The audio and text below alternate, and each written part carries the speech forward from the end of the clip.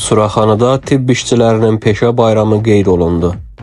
İyunun 17-sində Suraxanı rayon icra hakimiyyətinin başçısı Adil Əliyev rayonun səhiyyə işçilərini 17 iyun tibb işçilərinin peşə bayramı günü münasibətilə təbrik edib. Tədbirdə rayon icra hakimiyyəti başçısının müavinləri və şöbə müdirləri, tibb işçiləri iştirak ediblər.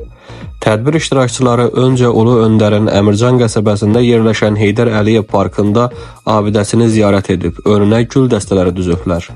Daha sonra rayon icra hakimiyyətinin konferans salonunda davam edən tədbirdə Ulu Öndər Heydər Əliyevin və şəhidlərin əziz xatirəsi bir dəqiqəlik sükutla yad edilib, dövlət himni səsləndirilib.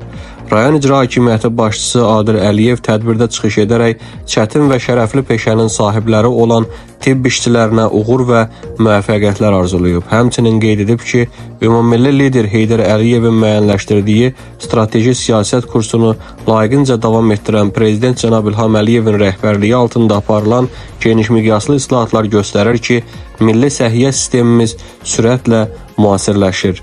Vətəndaşlarımız dövlətin yaratdığı tibbi xidmətlərdən yüksək səviyyədə yararlanırlar.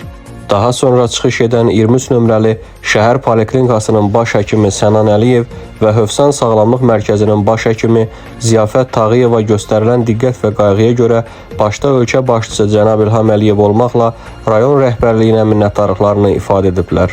Sonda bir qrup səhiyyə işçisi rayon icra hakimiyyəti başçısının fəxri fərmanı ilə təltif olunublar.